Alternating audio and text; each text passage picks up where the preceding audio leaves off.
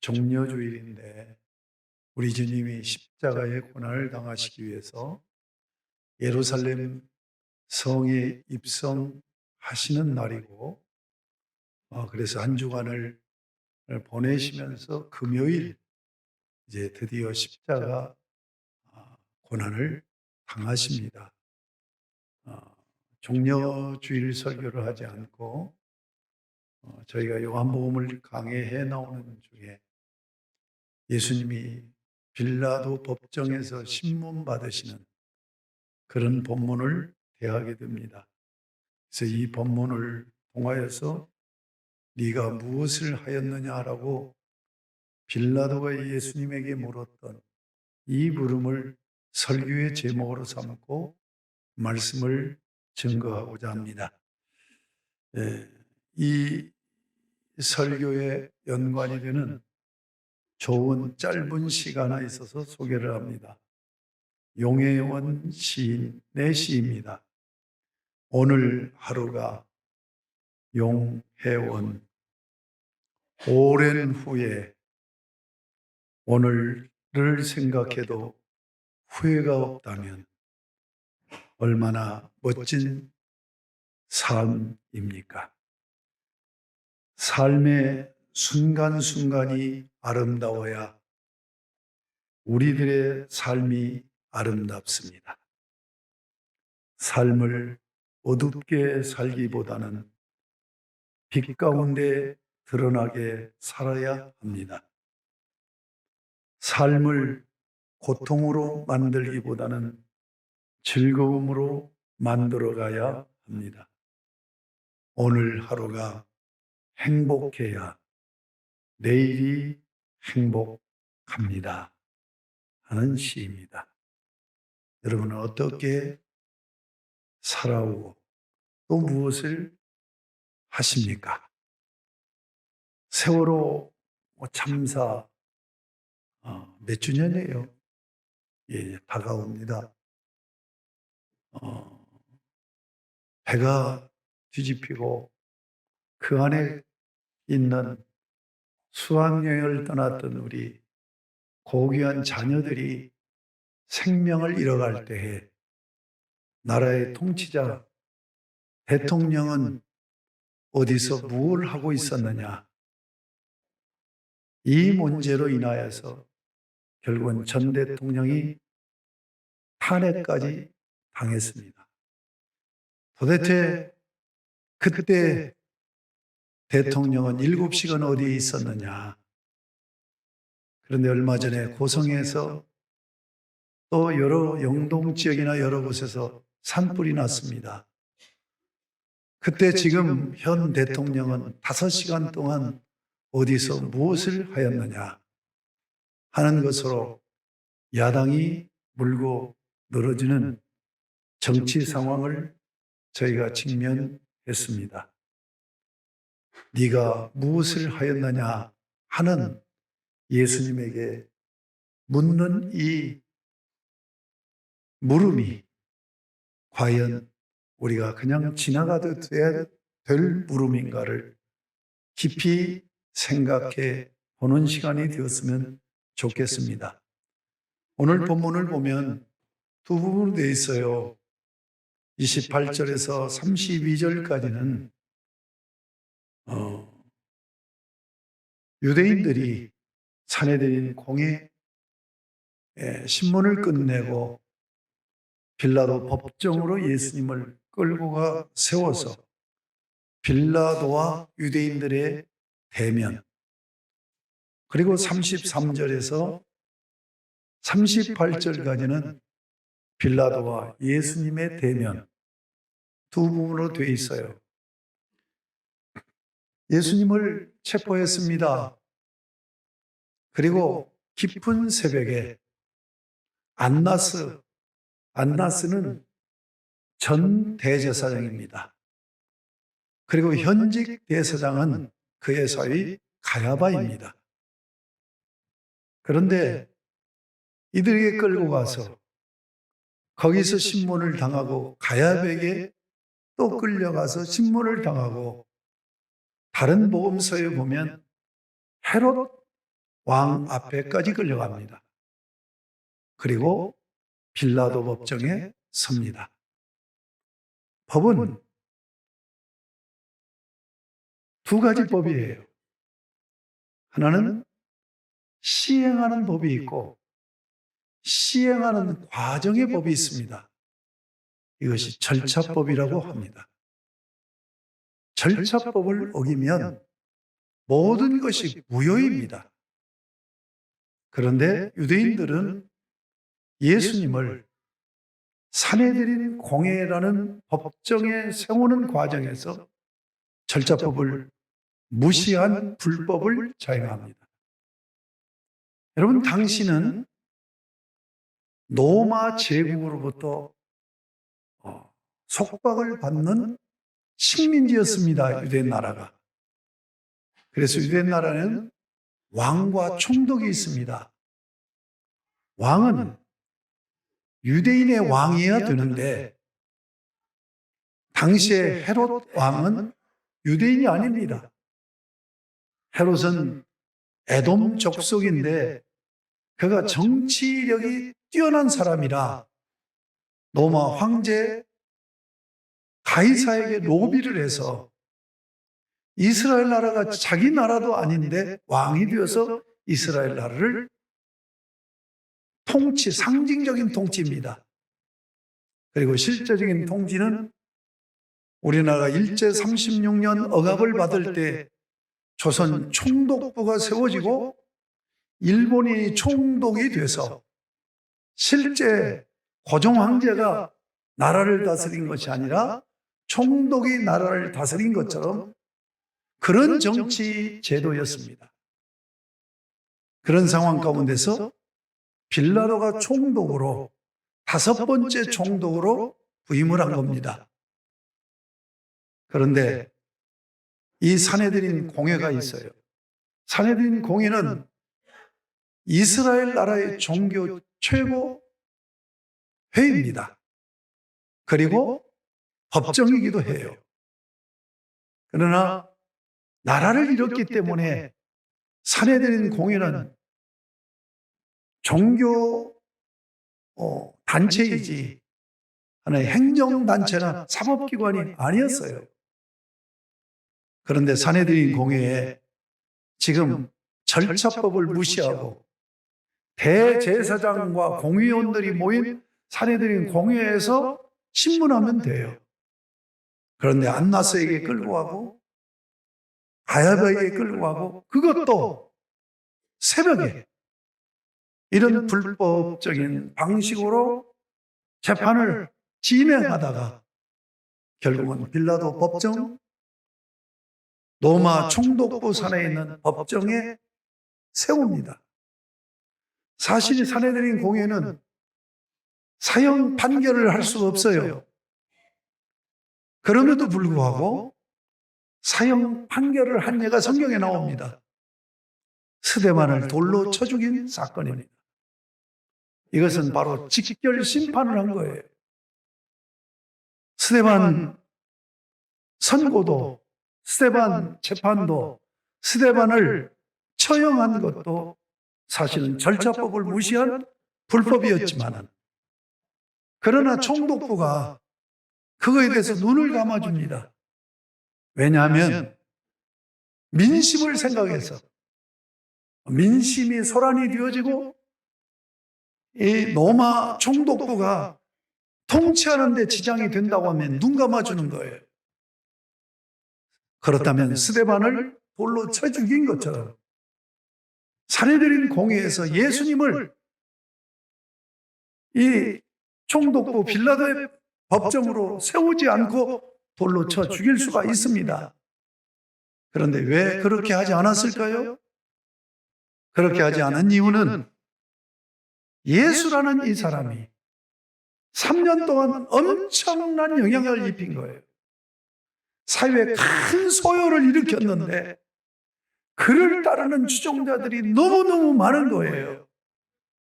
만약에 산헤드린 공회에서 그냥 처결해버리자고 해가지고 돌로 쳐 죽인다면 굉장히 놀라운 소요가 일어날 것이고 예수 추종자들이 더욱더 크게 세력을 확장시켜 나갈 것이라는 이 두려움 때문에 정식적으로 로마법에 의해서 처형을 시켜야 되겠다 해서 예수님을 끌고 로마 법정에 세운 것입니다.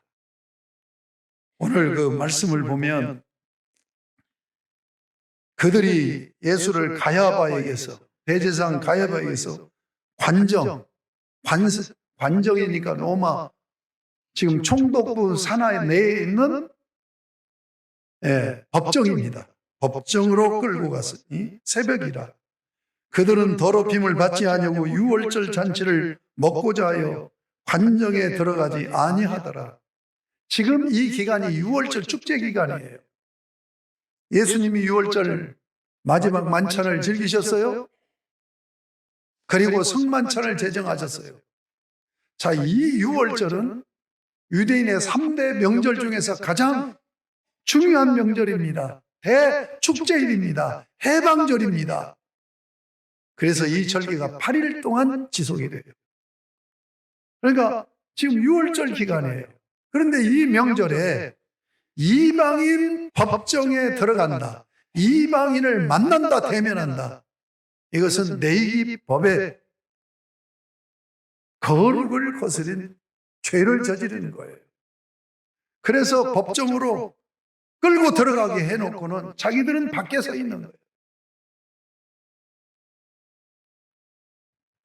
그래서 29절에 보면 빌라도가 그 법정 밖으로 나옵니다. 너희가 무슨 일로 이 사람을 고발하느냐? 그들이 대답합니다. 이 사람이 행악자가 아니었더라면 우리가 당신에게 넘기지 아니하였겠나이다. 아주 악한 행악자, 국법을 어긴 죄인이라는 얘기. 빌라도가 너희가 그를 데려다가 너희 법대로 재판하라. 왜 그렇습니까? 이미 정보 수집이 다 돼 있는 거예요. 이 문제는 정치적인 이슈가 아니라 이건 종교적인 문제인 거예요. 그러니까 여기에 끼어들고 싶지 않은 거예요. 자칫 잘못하면 예수 따르는 추종자 세력들이 너무너무 많기 때문에 이게 위기를 느낀 거예요. 그런데다가 다른 성경에 보면 빌라도의 아내가 꿈을 꾸면서 절대로 이 사람 함부로 대하지 말아라. 그래서 그런 내적인 두려움도 있는 거예요. 그래서 얘기합니다. 너희가 데려다가 너희 법대로 재판하라. 유대인들은 그러나 우리에게는 사람을 죽이는 권한이 없다. 이 사형을 시켜야 되기 때문에 끌고 왔다. 그래서 32절에 예수님이 어떠한 죽음으로 죽을 것을 예수님께서 친히 말씀을 하셨어요. 그 말씀을 하실 때에 민수기 21장 23절의 말씀을 인용하면서 말씀을 하셨어요. 나무에 달린 자마다 저주를 받는 자다. 예수님께서 인류의 죄를 대신 짊어지시고 저주를 받는 십자가형을 당하여야 되는 것을 예수님은 말씀하셨고 그것이 지금 응해지는 일이다. 그러니까 저들은 저들대로 나름대로 자기 계산에 의해서 진행되고 있는 일이지만 그 일은 크게 보면 하나님의 섭리 가운데 하나님의 말씀대로 주님이 말씀대로 이루어지고 있다 하는 이야기입니다. 이제 빌라도가 관정에 들어가서 죄인으로 끌려온, 체포되어 끌려온 예수님과 독대를 합니다. 네가 유대인의 왕이냐? 예수님이 이는 네가 스스로 하는 말이냐? 네가 나를 왕으로 생각하면서 묻는 얘기냐? 아니면 너에게 왕이라고 그렇게 말한 그 고발한 얘기를 듣고 하는 얘기냐? 빌라도가 대답합니다. 내가 유대인이냐? 네 나라 사람과 대제사장들이 너를 내게 넘겼으니 네가 도대체 무엇을 했느냐? 36절, 37절에 귀한 대답을 하십니다. 내 나라는 이 세상에 속한 것이 아니니라. 만일 내 나라가 이 세상에 속한 것이었더라면 내 종들이 싸워 나로 유대인들에게 넘겨지지 않게 하였으리라. 이제 내 나라는 여기에 속한 것이 아니니라. 마태복음에 보면 12군단을 얘기하고 있어요. 12군단을 동원해서 막아내지 않겠느냐, 물리치지 않겠느냐. 그래서 하나님을 만군의 여호와라고 하고 있는 거죠. 다시 빌라도가 묻습니다. 그러면 네가 왕이 아니냐? 주님이 말씀합니다. 내 말과 같이 내가 왕이니라. 내가 이를 위하여 태어났으며 이를 위하여 세상에 왔나니 곧 진리에 대하여 증언하려 함이로라. 무릇 진리에 속한 자는 내 음성을 듣느니라. 그 말을 듣고 빌라도가 반문합니다. 진리가 무엇이냐? 이런 독대에서 대면하여서 대화가 이루어지는 것을 봅니다. 여기서 지금 두 가지 사실입니다. 주님은 왕이십니다. 주님은 명목적으로 유대인의 왕이십니다. 그래서 다른 복음서에서는 명목적으로 내가 유대인의 왕이라고 대답하십니다. 그러나 실제적으로는 유대인의 왕이 아니라 만왕의 왕이십니다. 예수님은 만왕의 왕이 되셔서 하나님 나라를 세우시고 하나님 나라를 통치하시기 위해서 이 땅에 오셨습니다. 여러분, 구약에 보면 모든 인류가 하나님 왕 되기를 거부하고 하나님을 왕으로 섬기기를 거부하고 하나님을 떠나서 타락하여 우상을 숭배하고 세상 나라 임금 마귀를 섬기는 그런 세상 나라 백성이 되어버리고 맙니다. 하나님께서는 이 인류를 구원하여서 하나님 나라로 세우시고 하나님을 섬기는 하나님의 백성으로 가지시려고 구원의 역사를 이루시는 과정 속에서 아브라함을 택하십니다.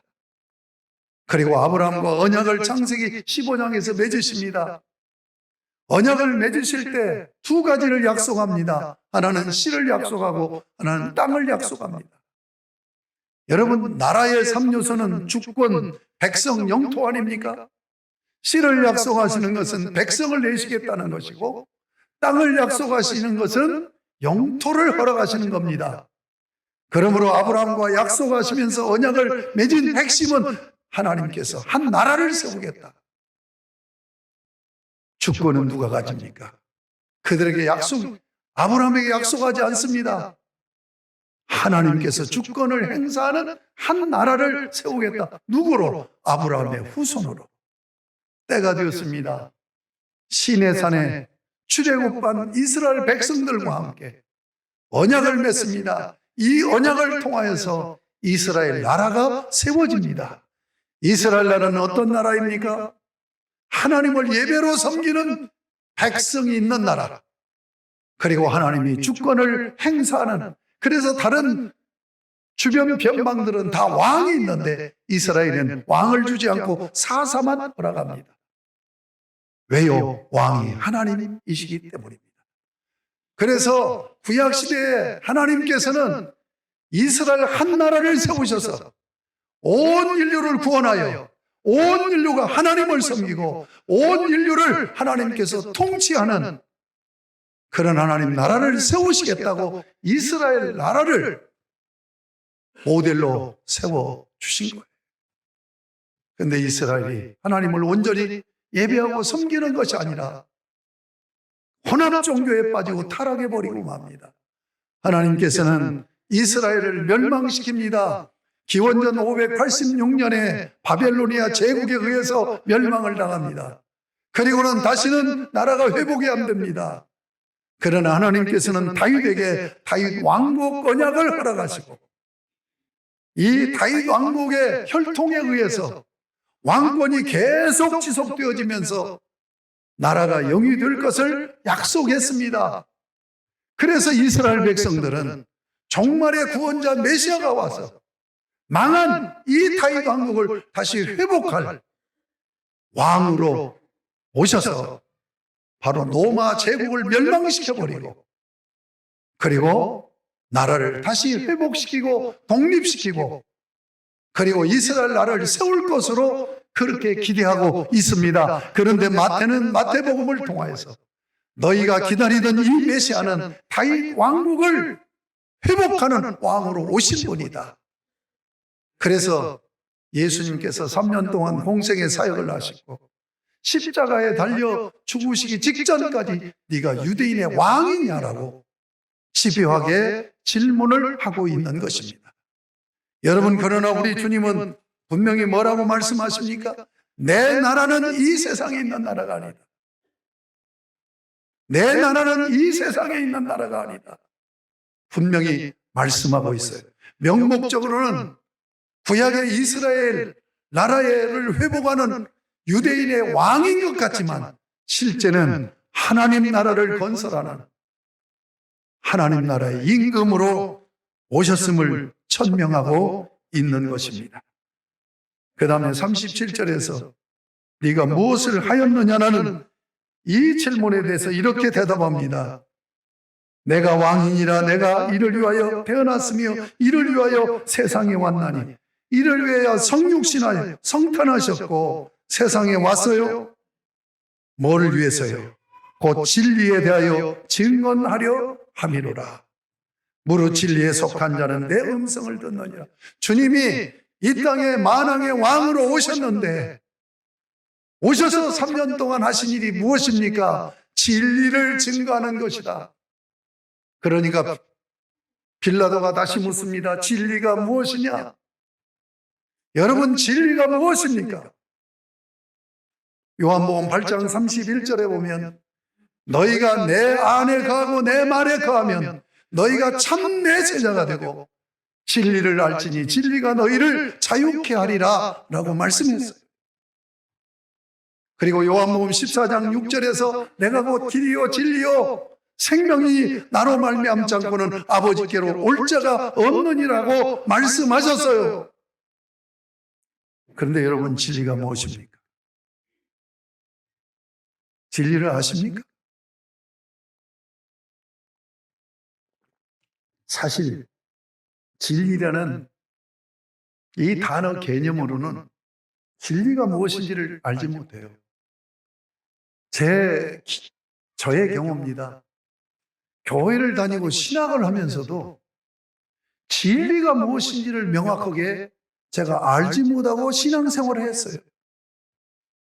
여러분에게 묻습니다. 진리가 무엇입니까? 과연 여러분은 진리를 알고 있습니까?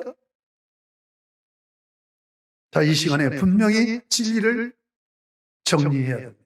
진리는 인간의 궁극적이고 본질적인 문제를 해결하는 것이 진리입니다. 그러면 인간의 궁극적인 본질적인 문제가 무엇입니까? 죄입니다. 우리 인간이 어떻게 죄를 해결할 수 있느냐 하는 거예요. 자, 죄의 결과는 뭡니까? 죽음입니다. 그래서 진리라고 하는 것은 바로 우리의 죄 문제와 죽음의 문제에 대한 해답이 진리입니다. 모든 종교들이 일어났습니다. 종교는 진리를 표방합니다. 우리가 진리를 말하는 종교라고 얘기합니다. 그러나 여러분, 죄와 죽음의 문제를 해결할 수 있다고는 모든 종교는 다 자력 구원을 얘기합니다. 죄 문제를 해결하고 죽음의 문제를 해결하는 것이 구원입니다. 그런데 인간의 방법으로 죄 문제를 해결할 수 있고 인간의 방법으로 죽음의 문제를 해결할 수 있다고 주장하는 것이 모든 인간이 만들어낸 종교라는 얘기예요. 그러나 우리 기독교 하나님 종교는 인간이 만들어낸 종교가 아니라 하나님이 가르쳐 주신 진리, 하나님이 가르쳐 주신 진리를 붙들고 신앙하는 종교가 기독교입니다. 여러분, 하나님께서는 인간 너희들 스스로 죄를 지은 죄인이기 때문에 죄 문제 해결할 수 없어. 그러므로 죄로 인하여서 그 값으로 주어지는 사망, 죽음의 문제도 해결할 수가 없어. 그래서 하나님은 이 문제를 해결하는 진리를 내셨습니다. 이것이 하나님의 지혜입니다. 예수 그리스도의 십자가 죽음입니다. 지금 네가 무엇을 하였느냐라고 빌라도가 물을 때 예수님의 대답은 진리를 증거하러 온 왕이라고 말합니다. 바로 죄 문제, 죽음의 문제 해결하기 위해서 왔다. 그래서 예수님이 자신이 진리라고 말씀하시고, 너희가 내 안에 거하고 내 말에 거하면 내 참 제자가 될 뿐만 아니라 진리를 알게 되고 진리 안에서 네가 자유를 누린다. 자유는 뭡니까? 죄 문제, 죽음의 문제를 해결받은 자유입니다. 사랑하는 여러분, 우리 주님은 왕으로 오셨습니다. 그리고 오셔서 진리를 증거하시고 진리이심을 드러내시고, 그리고 우리의 인간의 본질적인 문제, 죄와 죽음의 문제를 해결하셨습니다. 그 예수를 믿는 것, 진리를 아는 것이고, 그 예수를 믿는 것이 진리 안에 거하는 것입니다. 이제 십자가 고난 주간입니다. 이 고난 주간에 진리 되신 주님을 묵상하면서 참으로 나는 내 스스로 자력 구원할 수 없는 존재인 것을 철저하게 고백하고, 주님, 내 죄 문제를 해결해 주시고 내 죽음의 문제를 해결해 주신 우리 주님의 십자가 은혜를 찬양합니다. 감사하고 감격하며 십자가 구속의 은혜를 묵상하며 고난주간 한 주간을 보낸다면 부활하신 주님의 놀라우신 은혜와 능력을 체험할 수 있게 되리라고 믿습니다. 말씀을 정리하면서 요한복음은 이런 질문으로 시작합니다. 네가 무엇을 구하느냐? 요한복음 1장 34절에 보면 에센에 종파했던 세례 요한이 두 제자들과 함께 있다가 예수님이 그곳을 지나가시는 것을 보았어요. 보면서 두 제자를 향하여 보라, 세상 죄를 지고 하는 하나님의 어린 양이로다. 그 얘기를 듣는 이 두 제자들은 그냥 아무 얘기 없이 지나가시는 예수님을 쫓아갑니다. 그때 예수님께서 고개를 돌리시고 그를 쫓아오는 두 사람을 향하여서 무엇을 원하느냐? 무엇을 구하느냐? 그때 이 두 제자가 반문합니다. 랍비여, 어디 계시오니까? 주님은 한마디로 초청합니다. 와 보라. 그리고 그 두 제자가 예수님을 따라가서 그날 한밤을 함께 지새우고 그들이 예수님을 만납니다. 그리고 집으로 돌아갔습니다. 한 사람은 안드레였습니다. 자기 형제 시몬 베드로에게 가서 우리가 메시아를 만났다라고 증거합니다. 그리고 한 사람은 사도 요한이었습니다. 자기 형제 야고보에게 찾아가서 동일하게 그렇게 전했습니다. 그래서 그 두 사람이 예수에게 나와서 내 사람 두 형제가 예수님의 12 제자 중에서 핵심 제자가 된 것을 볼 수 있습니다.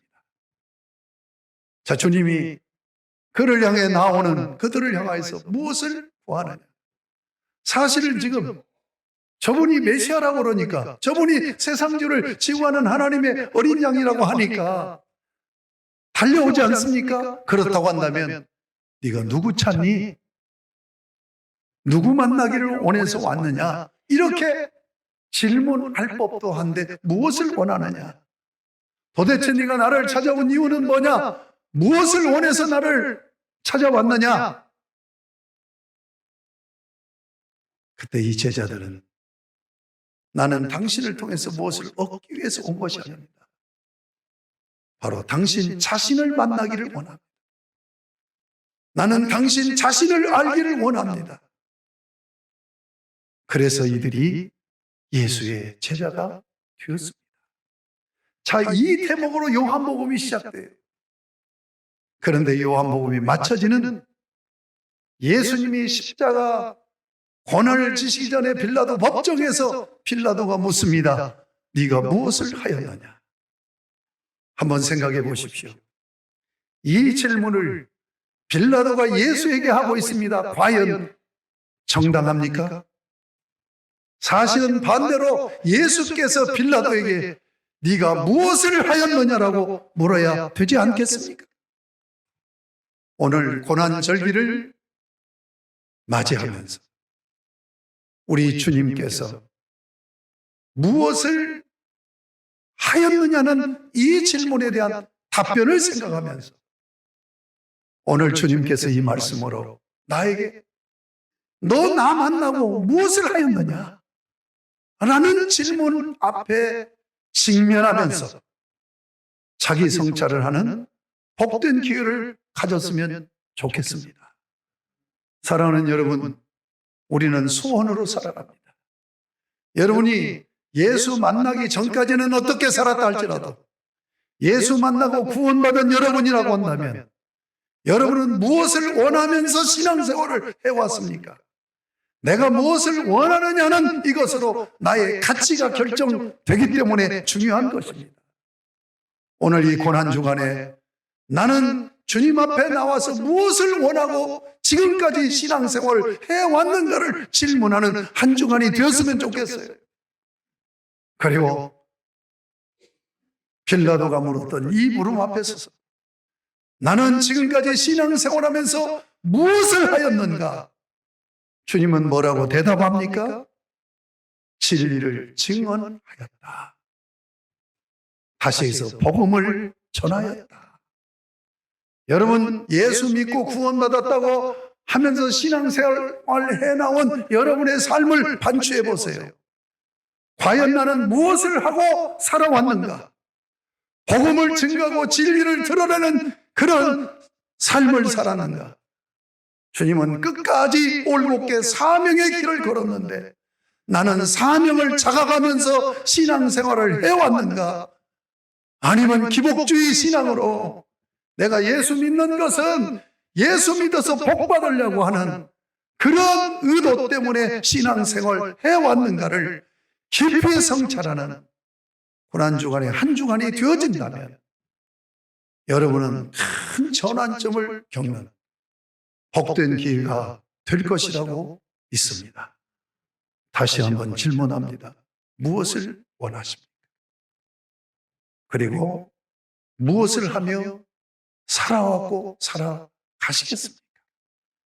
이 질문 앞에 겸허하게 십자가 고난 앞에 서서 한 주간을 묵상하고 또 묵상하며 여러분의 삶의 가치 기준을 다시 한번 확인하고 여러분의 삶의 방향을 다시 한번 확인하고 주님의 사랑으로 주 앞에서 참된 진리 안에서 자유를 누리는 복된 여러분들이 되실 수 있기를 주님의 이름으로 축복합니다. 아멘.